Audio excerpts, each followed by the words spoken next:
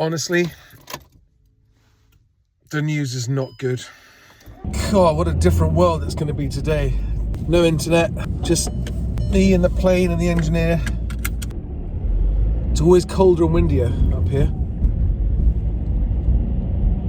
Up at Dunkersville, 840 feet. It's the UK's highest highest licensed airfield. So don't forget your density altitude calculations if you're flying in or out of here in a low performance aircraft, like I did one time way back in the day, 3 up in a Piper Cherokee 140 at max takeoff weight. Now the engineer's somewhere here. I've got to get the plane out of the hangar.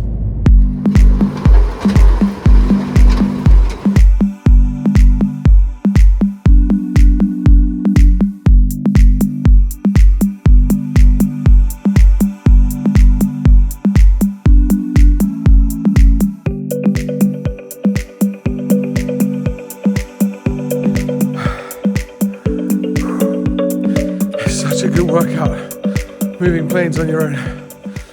Get some chocks. Oh, my heart's pounding. That's a heavy plane. I'm getting all these 3 out. So this one here, it's got a puncture. That one was easy to move. The one at the end, it's got this cast-ring tail wheel. It's a nightmare to move. And my plane just weighs a ton. Which is what's amazing when you think that thing has the same stall speed or slower than one of these. It's crazy because of the canards on the front. Something I've noticed, we don't get younger, do we? You know how I'm going to know when life is going okay? When I've come to the day where I've got time to sand down and repaint my tow bar. One of those things I just really like to do it. Not important, doesn't matter. I'd like to do it though. The day that comes, I've got time to do that. I'll know that I've got things back in control.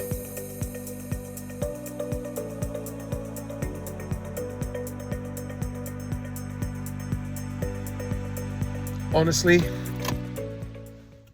the news is not good.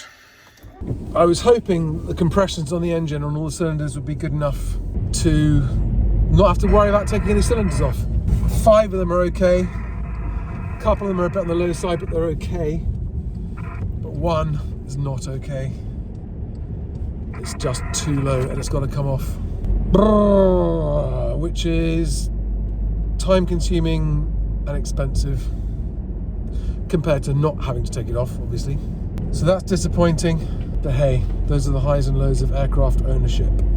Been getting my hands dirty, and I'm still close to completely useless when it comes to doing anything mechanical myself, but I'm marginally less useless than I was.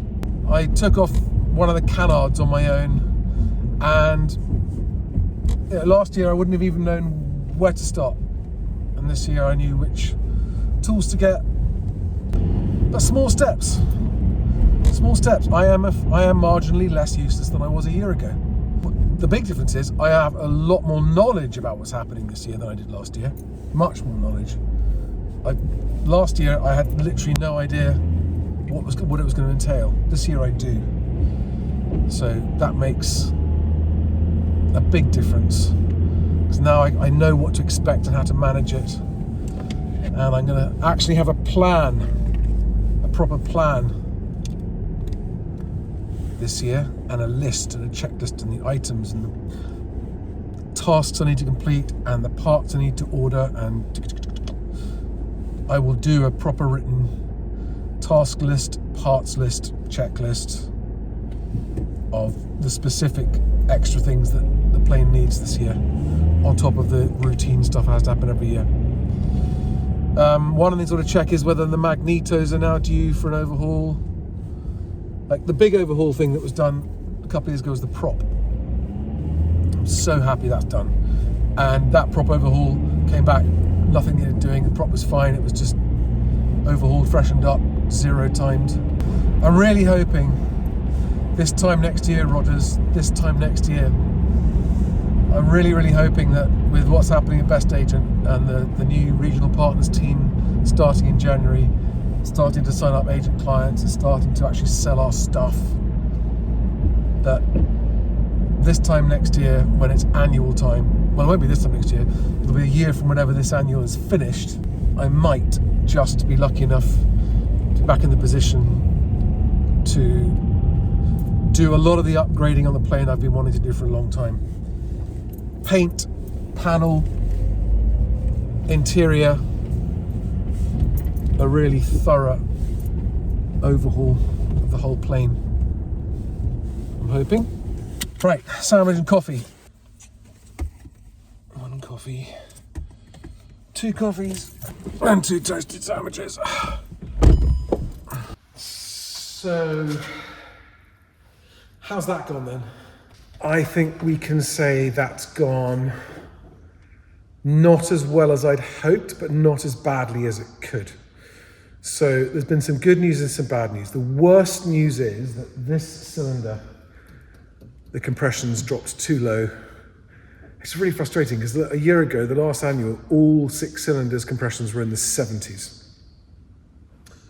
This one's, they're all a little bit lower. This one's dropped too low, and so that cylinder's got to come off, which meant we had to take the canards off, which meant I had to take the front bar off, which meant I had to take the exhaust manifold off.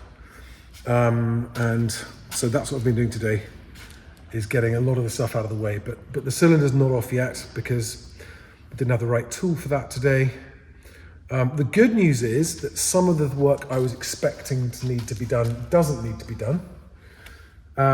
So everything else is as expected. So yeah, that's the bad news, unexpected bad news, and that's going to cost a bit of time and money that I was hoping to avoid. The good news is that some of the work I was expecting to need to do actually doesn't need to be done. Question mark over whether or not the magnetos are due an overhaul or not. That's the one remaining unknown.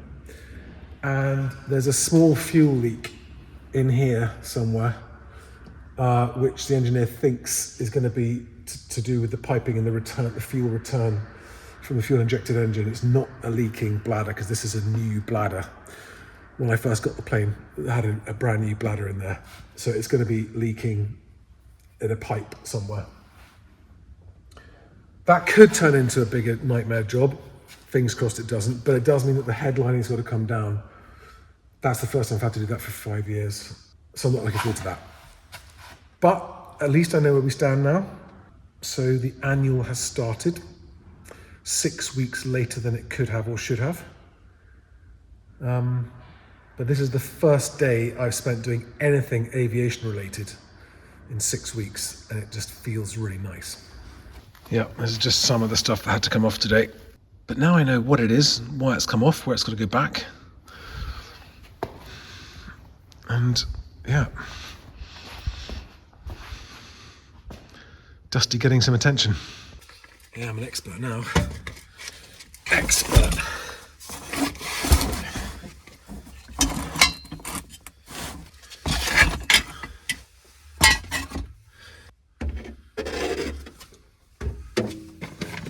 When I compare what I know now about aircraft engines to what I knew when I first started flying, it's horrifying how little you know.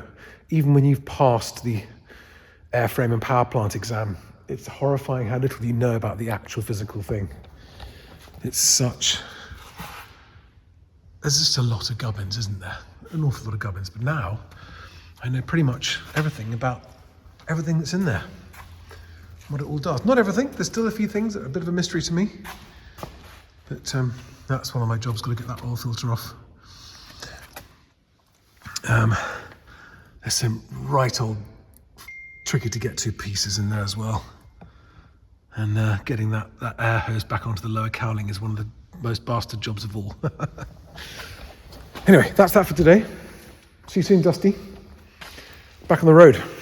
It's going to be a long day today. Started in London, 3-hour drive to Devon. Spent, what was that? 5 hours at the airfield in the cold and dealing with the plane and stuff, which is cool, fun. I'm glad we've done it. Another hour and a half driving back to Devon home now. And then I've got to do 2 live streams. Well, the live stream and then housing Stig. And I've got a lot of stuff, yeah. can't keep up. Can't keep up. And then I've got kids all on my own. And I'm wondering whether or not to take the kids to London. I don't know. To be discussed.